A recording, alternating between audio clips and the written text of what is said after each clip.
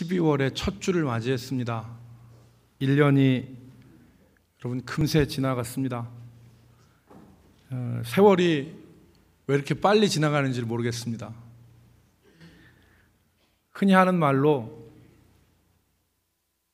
세월에 흘러가는 이 속도가 나이의 숫자만큼의 속도만큼 흘러간다, 그런 말을 합니다. 들어보셨습니까? 20대 때는 시간이 한 시속 20km로 지나가는데 50대는 한 시속 50km, 60대는 시속 60km, 70대는 시속 한 70km로 이렇게 흘러간다고 합니다.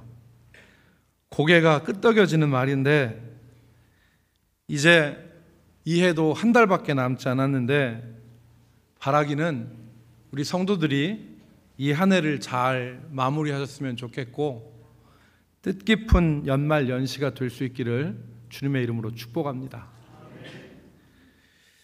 여러분, 12월은 특별히 성탄절이 있는 달입니다. 교회는 성탄을 준비합니다. 트리도 준비하고 또 주일학교 어린이들은 성탄절 축하 발표를 준비합니다. 교회적으로 봐도 교회도 한 해 예산 세우고 결산하고, 그리고 교회 각 기관들도 한 해 사업 마무리하고 총회도 하고 바쁩니다. 많은 사업과 행사들이 12월에 몰려 있습니다. 이런 바쁜 와중에 우리가 기억할 것은 우리가 정작 예수님이 나신 달에 예수님에게서 시선을 잃어버리고 예수님과 동행하지 못하는 그런 연말이 될 수 있다는 것입니다.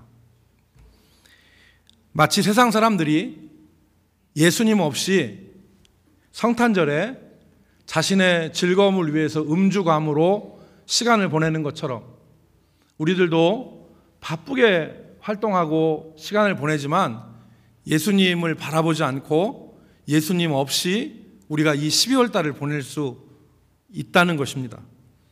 그래서 오늘 우리는 이 12월을 시작하는 첫 주일에 예수님이 이 땅에 오신 목적에 대해서 말씀을 나누기를 원합니다. 예수님이 이 땅에 오신 목적, 예수님이 왜 이 땅에 오셨는가? 성경을 여러 번 읽으신 분들은 다 알 겁니다. 결론적으로 말하자면 예수님은 섬기기 위해서, 오늘 우리가 읽은 말씀에 보면 섬기기 위해서 오셨다. 28절의 마지막 절 말씀, 오늘 본문에 기록을 했죠. 인자가 온 것은 섬김을 받으려 함이 아니라 도리어 섬기려 하고 자기 목숨을 많은 사람들의 대속물로 주려 함이라. 예수님이 저 하늘의 영광스러운 보좌를 버리시고 이 땅에 오신 목적은 섬기기 위해서 오셨다, 그렇게 말씀하셨습니다.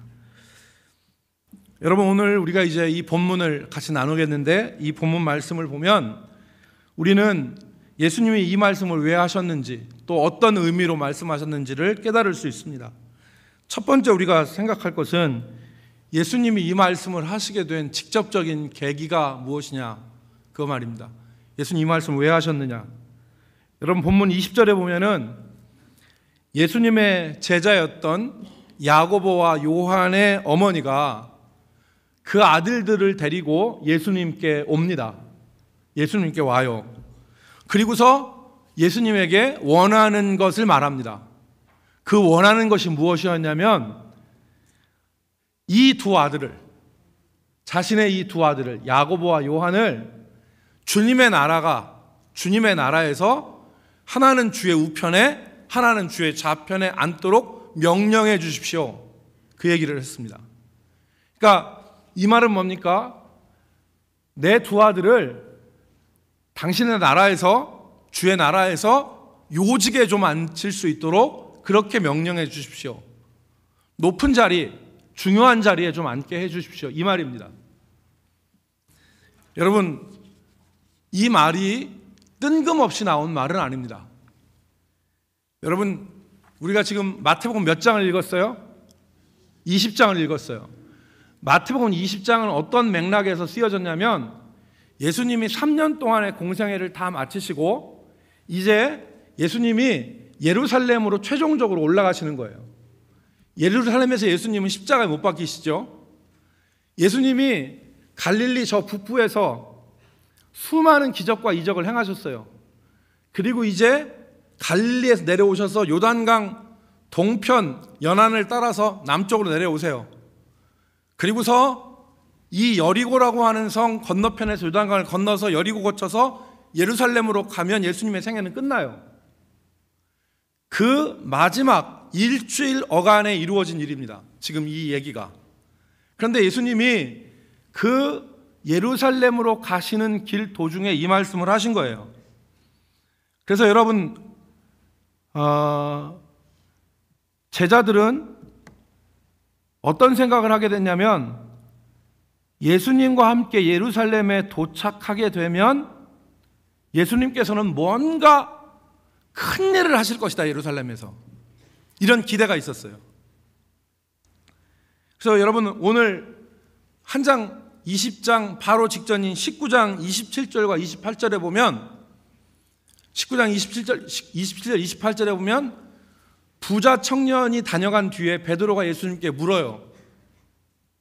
뭘 물으냐면 모든 것을 버리고 주를 따르는 우리는 무엇을 얻겠습니까? 라고 묻습니다. 이때 예수님이 뭐라고 말씀하시냐면 이 말씀을 하세요. 세상이 새롭게 되어 인자가 자기 영광의 보좌에 앉을 때에 나를 따르는 너희도 12보좌에 앉아 이스라엘 12지파를 심판하리라. 그러니까 세상이 새롭게 되면 너희도 12보좌에 앉아서 12지파를 심판하게 될 것이다. 그러니까 이 말씀을 듣고 제자들과 세베대의 아들들 그의 어머니도 이제 예루살렘으로 올라가면 세상이 뒤집혀지겠구나. 예수님이 어떤 분입니까? 물고기 2마리 보리떡 5개를 가지고 5,000명을 먹이셨어요. 수많은 이적과 기적을 해서 행하셨습니다. 파도를 잠잠케 하시고 이적들을 이루신 분 아니에요? 그런데 이분이 지금 예루살렘으로 가는데 예루살렘에 가면 뭔가 지금 뒤집어지는 일이 있겠구나, 세상이 뒤집어지겠구나, 이런 기대를 했을 거라는 거죠. 여기 12지파를 다스린다 그랬는데 롤랑 드보라고 하는 사람이 쓴 구약시대의 생활풍속이라는 유명한 책이 있습니다. 롤랑 드보라는 사람이, 그 사람이 쓴 구약시대의 생활풍속이라는 책에 보면 다윗과 솔로몬 시대에 다윗과 솔로몬이 이스라엘을 12구역으로 나눴습니다. 그리고 그 12구역에 오늘날로 얘기하면 도지사를 임명을 했어요. 도지사를. 그걸 히브리 말로 니사빔이라 그럽니다. 니사빔을 임명해서 거기를 다스리게 했는데 왕궁에서 먹는 모든 식료품, 왕궁에 필요한 모든 말과 가축들의 사료, 왕궁에서 일하는 사람들을 다 누가 됐냐면 12명이 돌아가면서 된 거예요. 그런데 이걸 어떻게 조달하게 했느냐? 자기의 영토 안에서 세금 걷어서, 다 세금 걷어서 운영하게 했습니다. 그러니까 막강한 권력을 가지고 있죠. 그러니까 예수님이 12지파를 12보좌에 앉아서 심판하고 다스리게 된다, 이 말씀을 했을 때 우리는 알잖아요. 우리는 예를 들어서 관찰사, 사또, 그러면 어떤 정도의 힘이 있는지 조선시대에 있는 이야기지만 우리가 알 수 있지 않습니까? 한 고을의 사또, 냉큼 저놈을 끌어다가 내쳐라, 이렇게 말할 수 있는 사람이 사또예요. 우리는 그거 알아요. 그런데 이 사람들이 니사빔이라고 하는 얘기를 알지요, 히브리 사람들이. 그러니까 그거 된다고 하니까 적극적인 세베대의 아내 야고보와 요한의 어머니가 자기 아들들을 데리고 가서 하는 말이 뭐냐면, 당신의 나라에서 내 아들 하나를 당신의 보좌 우편에, 하나를 좌편에 앉게 해달라고 부탁한 거예요. 여러분, 그러나 이것이 주님의 나라에 대한 오해에서 비롯된 겁니다. 오해에서. 주님의 나라는 그런 세상적인 권력을 휘두르는 나라가 아니라 예수님이 계속해서 말씀하셨어요. 예수님은 지금 예루살렘에 올라가시는데 왕이 되기 위해서 올라가시는 것이 아니라 고난과 죽음을 위해서 올라가시는 거예요. 그래서 예수님이 이 말씀을 3번이나 하셨어요. 3번이나. 성경을 보면 예수님이 자기의 고난과 죽음을 3번이나 예고하시잖아요. 그래서 우리가 읽은 20장 20절 바로 전에 17절서부터 20절까지 내용이 무슨 내용이에요? 예수님의 고난과 죽음에 대한 내용이에요. 17절 말씀을 보세요. 20장 17절 말씀에 보면 예루살렘으로 올라가는 길이라 그랬어요. 그 길에 예수님이 자신의 고난과 죽음에 대해서 말했습니다. 그런데 제자들은 예수님은 지금 대제사장과 서기관들에게 붙잡혀서 죽일 것을 결의당하시고 이방인들에게 넘겨져서 채찍을 맞으시고 조롱을 받고 십자가에 못 박히시는 것을 말씀하셨는데 이 제자들은 지금 무슨 생각을 하는 거예요? 권력과 영광을 생각하는 거예요. 아, 거기 가면 한 자리 차지하겠구나. 여러분, 동상이몽이죠.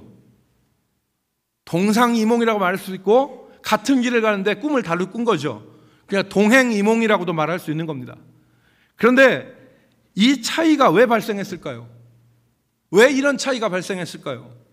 미루어 짐작하건대 사람은 듣고 싶은 것만 듣고 보고 싶은 것만 봅니다. 이게 사람의 특성이에요. 그러니까 제자들은 자기가 원한, 예수님이 고난당하고 죽음을 당하실 것을 말씀하셨지만 자기들이 원하는 것에 귀가 솔깃한 거예요. 누가복음 22장 24절에 보면 제자들은 언제까지 누가 크냐, 누가 높은 자리에 앉느냐 이거를 다퉜냐면 예수님이 죽으시기 직전까지. 누가복음 22장 24절은 예수님이 제자들과 함께 최후의 만찬을 드시는 때예요. 그때조차도 누가 크냐 가지고 싸웠어요. 누가복음 22장 24절 또 그들 사이에 그중 누가 크냐는 다툼이 난지라. 사랑하는 성도 여러분, 우리의 눈이 세상적이지 않고 주님이 원하시는 것을 바라보는 눈이 되기를 주의 이름으로 축복합니다.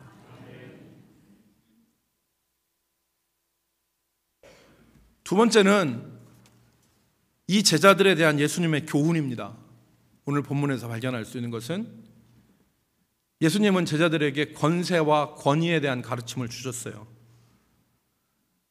여러분, 오늘 본문에 보면 예수님이 제자들을 다 불러요. 그리고서 가르침을 주십니다. 문제는 야고보와 요한만 문제가 아니었어요. 10제자가 야고보와 요한의 어머니와 야고보와 요한의 행동, 그들의 말을 듣고 반응을 나타내는데 어떤 반응을 보였냐면 분이 여겼다 그랬어요. 분이 여겼다. 우리들이 하려고 하는데 우리는 그러면은 니네는 그럼 예수님 가까이 중요한 자리 차지하고 우리는 그럼 저쪽으로 밀리란 말이냐? 이 분이 여긴 거죠. 그러니까 똑같다는 얘기예요. 그래서 예수님이 이들을 부르셨어요. 불러서 그들의 생각을 바로잡을 수 있는 교훈을 주신 겁니다. 그 교훈을 주셨어요. 예수님의 교훈의 핵심이 뭡니까? 길게 말씀드리지 않겠습니다. 예수님의 교훈의 핵심은 세상 통치자들과 세상의 높은 사람들과 너희들이 바라보는 것은 달라야 된다. 그 차이점에 대해서 말씀하셨죠. 세상의 높은 사람들 그리고 통치자들은 자기 마음대로 사람들을 함부로 대하고 아랫사람들에게 권세를 부리는데 여기서 권세는 뭐냐면 마치 완장찬 사람처럼 설치고 다니는 거예요. 완장찬 사람처럼 설치고 다니고 임의로 행동하는 것은 자기의 멋대로예요. 어떤 기준과 법에 의해서 하는 것이 아니라 자기 멋대로, 자기 마음대로 그렇게 하는데 여러분 26절을 보세요. 26절에 보시면 너희라 그랬어요. 너희 중에는 그렇지 않아야 하나니 그랬습니다. 여기서 너희는 제자들이에요. 좀 더 정확히 말하면 복음을 들은 하나님의 자녀들을 말합니다. 복음을 들은 하나님의 자녀들은 그렇지 않아야 된다. 다른 말씀을 하셨죠. 즉 어떤 사람이 되어야 되느냐? 섬기는 사람이 되어야 되고 종이 되어야 된다, 그 말입니다. 그 사람이 바로 큰 사람이고 그 사람이 으뜸, 프로토스, 선두가 되는 사람이다, 머리가 되는 사람이다, 그 말입니다. 여러분, 우리는 이 포악한 권력의 횡포에 대해서 잘 압니다. 우리나라 말에 탐관오리란 말이 있죠. 탐욕스러운 관리와 더러워지고 그 추잡한 벼슬아치. 이 탐관오리들이 구한말에 얼마나 백성들을 괴롭혔습니까? 자기 마음대로 했습니까? 중국에서는 이 포악한 정치를 호랑이보다 더 무섭다고 그랬죠. 공자 시대 때 공자가 어느 마을을 지나가는데 여인이 자식의 시신을 앞에 놓고 슬피 엇꺽 울어요. 왜 우냐 그랬더니 호랑이가 나와서 내 아들을 물어 죽였습니다. 남편 어디냐 물어봤더니 남편도 호랑이한테 물려 죽었습니다. 남편과 아들이 다 호랑이한테 물려 죽었어요. 왜 이렇게 되냐? 이 마을에 호랑이가 자주 출몰합니다. 그러면 이 마을을 떠나서 다른 데로 가면 살면 되지. 왜 이 마을에 있느냐 그랬더니 옆에 나라 가면 호랑이보다 더 무서운 놈이 통치합니다. 여러분, 이게 그 얘기예요. 오늘 일명 우리 시대에 갑의 횡포라는 얘기를 많이 합니다. 이게 정말 호랑이보다 더 잔혹할 수 있죠. 그런데 그러지 말아야 된다는 거예요. 세상에서는 갑의 횡포, 그 다음에 벼슬아치들의 임의로 자기 마음대로 행하는 것, 완장찬 것처럼 권세를 부르는 일이 세상에는 존재하여도 너희 중에는 그렇지 않아야 하리니 그랬습니다. 너희는 섬기는 자가 되고 너희는 종이 되어야 된다. 이게 예수님의 가르침의 핵심이에요. 섬기는 자는 어려운 말이 아닙니다. 심부름하는 사람이에요. 심부름하는 사람이 되어야 된다. 종이 되어야 된다.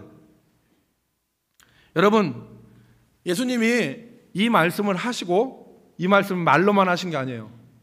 자기 삶으로 증명하셨어요. 여러분, 오늘 29절, 오늘 28절까지 읽었는데 29절에 보면 예수님이 29절 어떻게 시작하냐면 그들이 여리고를 떠나갈새 큰 무리가 예수를 따르더라 그랬어요. 여리고입니다. 여리고는요, 저지대에 있어요. 사해 옆에 있는데 여기서 예루살렘까지 가려면 한 차로 30분, 1시간 정도 걸려요. 짧은 거리예요. 짧은 거리. 이제 예수님은 저 북부에서 요단강 타고 내려왔다가 요단강 건너가지고 여리고에 들렸다가 여리고에서 이제 예루살렘으로 가시는데 그 일정 스케줄에 지금 있었어요. 그런데 두 명의 눈 못 보는 소경이 예수님을 불러요. 예수님을 불러요. 그랬더니 많은 사람들이 그 두 소경을 저지합니다. 잠잠하라고 그래요. 왜? 야, 예수님 여기서 일정 다 하고 지금 예루살렘으로 가시는 도중이야. 너 예수님 방해하지 말고 가만히 좀 있어. 예수님 지금 가기 바쁘단 말이야. 이 얘기를 한 거예요. 이 얘기를. 그런데 이 두 사람이 거기서 가만히 있지 않고 다시 한번 소리를 질러서 예수님 불러요. 그랬을 때 예수님이 어떻게 하셨느냐? 여러분, 이 소경이라는 사람들은 하찮은 존재예요. 예수님 지금 여리고에서 일정 다 마치셨어요. 그리고 이제 예루살렘으로 가시는 도중에 짐 싸가지고 지금 가는 거예요. 그런데 지금 저쪽에서 누가 부르네. 어떡할까요? 내가 저 사람 좀 그렇지만 할 일 다 했어. 그리고 다시 예루살렘으로 가도 아무런 비난을 안 받아요. 왜? 스케줄 다 맞췄어요. 그런데 오늘 우리가 주목할 것은 여러분 몇 절이냐면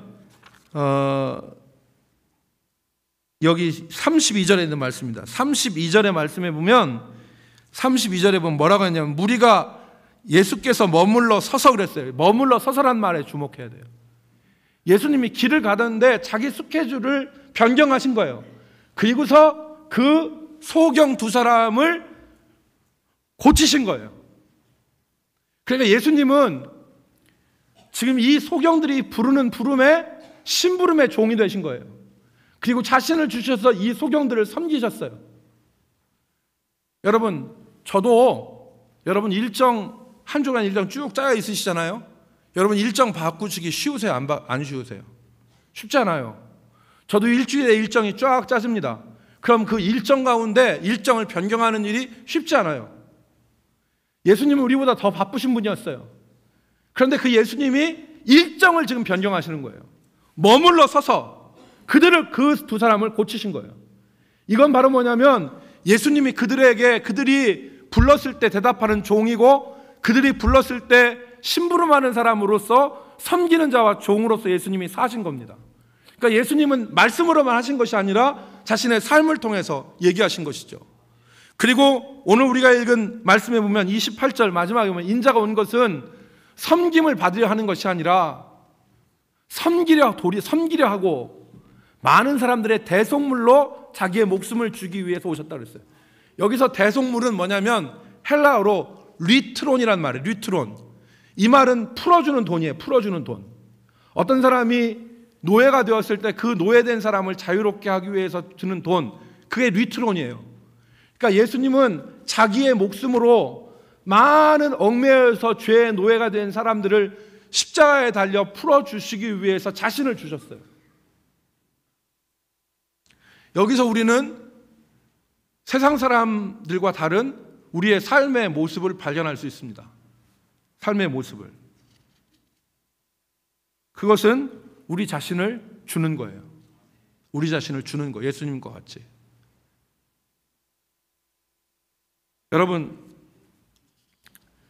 여러분 오늘 우리가 어색하고 잘 하지 않는 게 뭐냐면 우리 자신을 누구에게 주는 일을 우리는 잘 못해요. 여러분 누구에게 주시죠? 부모가 자기 자식에게 자신을 다 줘요. 다 줍니다. 자식을 위해서 자기를 줘요. 우리 교회 한 집사님이 은퇴하고 난 다음에 자기가 가지고 있는 기술을 무료로 다른 사람들한테 봉사해요. 그건 자기 자신을 다른 사람을 위해서 주는 거예요. 오늘 우리 삶에서 예수님처럼 주는 모습이 있기를 주의 이름으로 축복합니다. 주님이 주셨어요. 그런데 자본주의 경제 체제 하에서 사니까 우리는 주는 것보다 어떻게 하면 쥐고 움켜쥐고 하는 것에 더 익숙하죠. 여러분 오늘 주님이 자신을 주실 수 있었던 것은 그 마음에 사랑과 존중이 있었기 때문입니다. 오늘 본문 20장 34절에 보면 예수님이 그 사람을 불쌍히 여기사 그랬어요. 예수님이 그 소경들을 바라볼 때 사랑과 존중의 마음이 있었던 거예요. 하나님의 형상으로 지음받은 한 인간이 보지 못해서 괴로움을 당할 때 그것에 대한 안타까움이 예수님 마음속에 있었던 거죠. 여러분 이런 말을 아십니까? 기적은 마음에서부터 일어난다. 기적은 마음에서부터 일어난다. 여러분 우리가 가끔 병든 사람을 위해서 기도할 때 그 병든 사람이 병이 기적적으로 나서요. 낫게 돼요. 왜 그러느냐? 이 안수에서 기도한 사람이 능력이 있어서가 아니에요. 간절하게 불쌍히 여기는 마음으로 기도할 때 하나님이 그 마음에 있는 사랑을 하나님이 보시고 그 가운데서 역사하시는 거예요. 여러분 우리가 누구를 도와줄 수 있는 돈도 없고 힘도 없고 능력도 없지만 정말 마음을 같이 해서 같은 마음을 두면 기적이 일어나는 걸 경험할 수 있어요. 그러니까 여러분 하지만 세고 셌어요. 능력이 돈이 차고 넘쳐요. 그래도 마음이 없으면 그건 아무런 힘을 발휘하지 못합니다.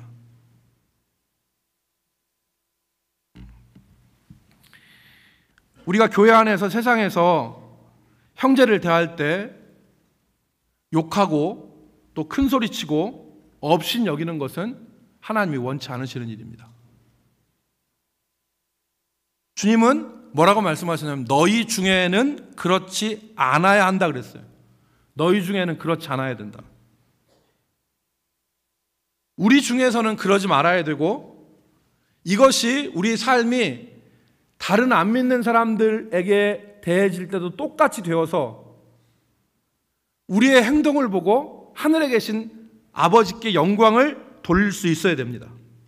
그게 우리를 부르신 부르심에 합당하게 사는 것입니다.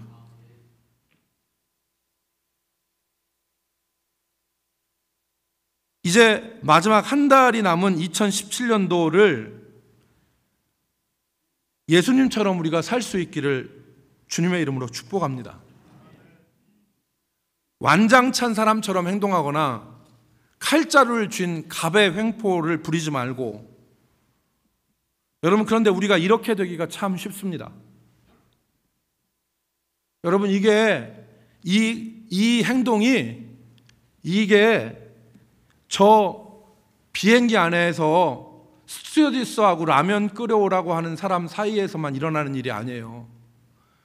백화점에서 뭐 1,000,000원어치 산 사람하고 그 앞에서 무릎 꿇는 백화점 점원하고만 일어나는 일이 아니에요. 우리는 수많은 관계 가운데 살아요. 그런데 그 관계에서 우리가 이렇게 될 가능성이 농후합니다.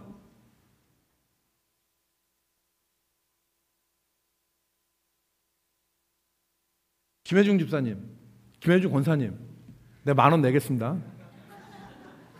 김혜중 권사님, 주원야하고 집사님하고 권사님하고 관계가 갑과 을이 될 수 있죠. 그죠? 나는 부모고 내 자식이니까. 그렇지 않습니까? 저와 부교육자 사이도 갑과 을이 될 수 있어요. 우리가 일방적인 관계는 없어요. 예를 들어서 우리가 영화에서 자주 보죠. 영화에서 자주 보는데 갑이 주인이고 을이 하인이에요. 그러면 주인이 하인한테 일방적인 횡포를 할 수 있는데 그것만 존재하는 게 아니에요. 하인이 커피를 타다 주든지 음식을 만들어다 주면서 그 속에다 침 뱉고 갖다 줄 수도 있어요. 이때는 갑이 누구냐면 음식을 주는 사람이에요. 그렇지 않아요? 수많은 관계가 존재하는 거예요. 이 관계 속에서 살아가는데 그러지 말아야 된다는 거예요. 너희는 그러지 말아야 된다. 우리가 왜 그렇게 되냐면, 이렇게 행하는 것이 우리가 섬기고 종이 되어서 하는 행동이 곧 주님에게 하는 행동이기 때문에 그래요. 주님은 뭐라고 말씀하셨냐면, 예수님이 지극히 작은 소자에게 한 것이 곧 내게 한 일이다 말씀하셨어요. 여러분, 이 말씀을 믿습니까? 나는 믿습니까를 자주 안 물어봐요. 그러니까 제가 가끔가다 내가 믿습니까 물어보면 대답을 크게 하셔야 돼요. 자, 여러분, 다시 한번 여쭤볼게요. 지극히 작은 자에게 곧 한 것이 곧 내게 한 것이라는 주님의 말씀을 믿으세요? 네, 믿는 거예요. 그러면 이게 무슨 말이냐? 지극히 작은 자는 오늘날로 보면은 약자예요. 약자. 아무 힘도 없는 약자.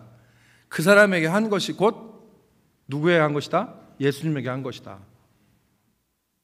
근데 이 말을 오해하는 사람들이 있어요. 이 말을 오해하는 사람들이 있다고. 잘 들어보세요. 이 말을 오해해서 지극히 작은 자에게만 잘해. 그러니까 나하고 관계없는 아프리카에 있는 오지에 있는 어떤 아이한테는 잘해. 나하고 관계없는, 아주 관계없는 사람한테는 잘해. 그런데 맨날 만나는 내 가족, 남편, 아내, 우리 교회에서 신앙생활하는 같은 성도, 직장에서 맨날 눈뜨고 바라보는 내 직장 동료와 상사, 이런 사람들에게는 종이 되고 섬기려고 하질 않아. 주님이 말씀하신 지극히 작은 자에게 한 것이 내게 한 것이라는 말은 무슨 말이냐면, 지극히 작은 자에게 한 것까지도 주님이 잊지 않으시고 주님께 한 것과 똑같이 여기신다는 말이에요. 그러니까 맨날 눈뜨고 보는 아내와 남편, 맨날 직장 가면 만나는 내 직장 동료, 상사, 그리고 주일마다 만나는 우리 성도들, 이 사람들에게 종이 되고 섬기는 일을 하게 되는 것은 주님이 기억하시겠어요? 잊어버리겠어요? 기억하시겠어요? 잊어버리시겠어요? 기억하시죠. 그게 곧 내게 한 거라는 거예요. 그러니까 오늘 우리가 지금 2017년도 한 달을 남겨놨는데 2017년도 한 달을 남겨놓은 이 시점에서 주님이 오신 목적을 기억하길 바랍니다.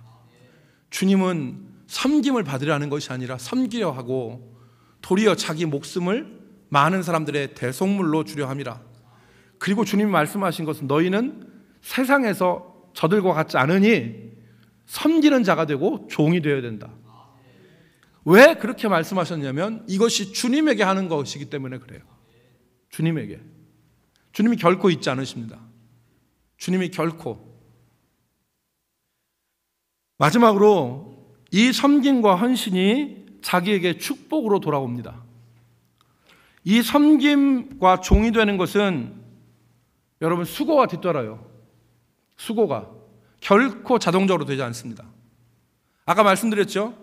예수님이 예루살렘을 올라가는데 여리고에서 모든 것을 다 끝나고 짐 싸가지고 이제 예루살렘을 올라가시는데 한 소경이 불러대는 거예요. 여기는 두 소경인데 다른 곳에는 이제 한 소경으로 되어 있는데 두 소경이 불러대는 겁니다. 무시해도 되는 사람이에요. 그런데 예수님이 스케줄을 변경을 해요. 스케줄을 변경을 하고 그 사람들에게 머물러 서서 그 사람들을 고치셨어요. 이 수고가 있는 것인데 이 수고가 우리 성도들의 삶에서 축복이 되는 것입니다. 여러분 지난주 말씀을 기억하시죠? 지난주에 주님께 드리는 우리의 헌신이 우리의 축복으로 변환된다 그랬습니다. 하나님께서 이스라엘 백성들에게 성막을 지을 것들을 요구하시는데 백성들이 금과 은과 놋과 홍색, 자색, 실들을 다 드렸어요. 그리고 해달의 가죽, 그리고 여러 가지 보석들을 다 드렸습니다. 드린 것이 헌신 마이너스만인 줄 알았는데 나중에 그게 뭘로 지어져요? 성막으로 지어져요. 거기서 이스라엘 백성들은 하나님을 만나고 죄사함을 받고 하나님께 화목해 되어지는 축복의 자리가 되잖아요. 헌신이 축복이 되는 겁니다. 마찬가지로 이 섬김과 종이 되는 것이 우리의 삶에 축복이 되어집니다. 축복이. 수고가 없는 헌신 없어요. 수고가 없는 종이 되는 거 없어요. 여러분,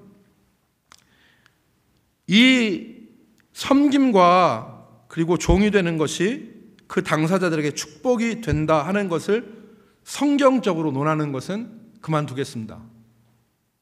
여기서 하지 않겠습니다. 한 가지 예를 들고 말씀을 마치겠습니다. 제가 우리 교회 이양임 전도사님께 들은 이야기입니다. 이양임 전도사님이 전에 한 20여 년 전에 전도사 생활을 할 때에 그 교회에 한 집사님 가정이 있었대요. 남편이 잠수부였답니다. 잠수부. 근데 이 남편 집사님이 잠수를 하러 물에 들어갔대요. 근데 잘못돼서 나오지 못했답니다. 죽었어요. 그러니까 젊은 남편이 잠수부 일을 하다가 죽은 거예요. 그러니까 어린 애들하고 그 집사님하고 가진 것도 없고 살 길이 막막하니까 이 여자 집사님이 선택한 것이 보험을 하는 거였어요. 보험을. 근데 그 당시에 지금도 그렇지만 그 당시에 보험이라는 것을 막 사람들이 막 그렇게 들기 기뻐하고 좋아하는 게 아니잖아요. 그런데 전도사님 마음에 그 집사님이 너무 불쌍했대요. 너무 불쌍했대. 애들 데리고서 그렇게 하는 게. 그래서 자기도 넉넉하지 않고 어려운 생활 가운데 보험을 하나 들어줬대요. 보험을 하나.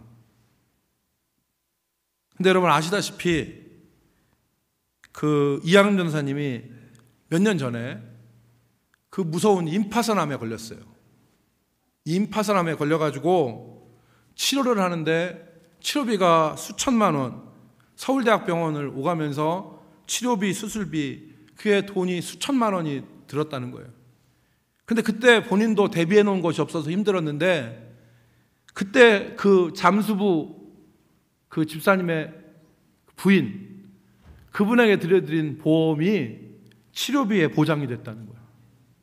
그러면서 하는 말이, 나는 그때 그냥 너무 불쌍해서 하나 이렇게 돕는 마음으로 내가 들었는데 이게 오늘날 나를 살릴 줄은 몰랐다. 그 얘기를 하시더라고요. 네, 여러분, 보험회사에서 나온 거 아닙니다. 네, 보험회사에 나온 거 아니니까 오해하지 말고, 내가 뭔 얘기를 하는 거냐면, 여러분, 다른 사람을 섬기고 다른 사람의 종이 되는 거, 다른 사람의 심부름을 하는 거, 다른 사람을 위해서 나 자신을 주는 거, 여러분, 진짜 중요한 건 내가 돈 주머니에서 10,000원 꺼내서 거린한테 줄 수 있어요. 이건 나 주는 거, 나의 일부잖아, 돈도. 그런데 주님은 다 주셨잖아요. 다 우리를 위해서. 그러니까 우리 사이에서 2017년도 연말이고 우리가 2018년도를 맞이하는데, 이 삶 가운데서 우리가 연말에 정말 주님처럼, 세상 사람들은 통치자가 자기 멋대로 자기 임의대로 하고, 세상의 권세자들은, 높은 사람들은 그 권세를 부리는데, 이게 완장이에요, 완장. 권세를 부리는데 너희 중에는 그렇지 아니어야 된다. 인자가 온 것은 섬김을 받으려 함이 아니라 섬기려 하고 그랬습니다. 여러분, 우리가 다 할 수 있어요. 저 멀리 있는 사람한테는 사랑과 온정을 베풀 수 있지만, 우리가 얘기하는 가까운 결혼으로 맺어진 관계, 시월드나 처월드, 이런 그 세계 이해되십니까? 시월드가 뭔지 알죠? 이제 시댁 식구들이에요. 처월드는 뭔지 아시죠? 처가 뜰게요. 우리가 시월드와 처월드에는 뭐 무관심하고 뭐 하지도 않고 저기 멀리에 있는 사람들한테만 잘한다면 그건 옳지 못한 거예요. 오늘 우리의 삶에 있어서 섬김과 헌신의 모습들이, 섬김과 종이 되는 모습들이 있기를 주님의 이름으로 축복합니다. 그래서 우리 삶에 주님이 기뻐하시는 모습들이 있기를 바라고, 2017년 한 해가 유종의 미를 거둘 수 있는 한 해가 될 수 있기를 주 예수 그리스도의 이름으로 축복합니다. 기도하겠습니다. 하나님, 오늘 우리가 다른 사람을 섬기기에는 우리에게 마음적 여유도 없고 우리의 생활의 여유도 없습니다. 하지만 말씀을 의지하여 그물을 내리리다 라고 고백한 베드로의 결단과 믿음처럼, 오늘 우리들도 우리 함께 신앙생활하는 성도들을 섬기고, 가족을 섬기고, 직장 동료와 그리고 상사들 섬길 수 있는, 종이 될 수 있는 마음들 허락하여 주셔서 그것이 우리에게 복이 되어지는 역사를 우리가 체험하게 도와 주옵소서. 예수님의 이름으로 기도 올리옵나이다. 아멘.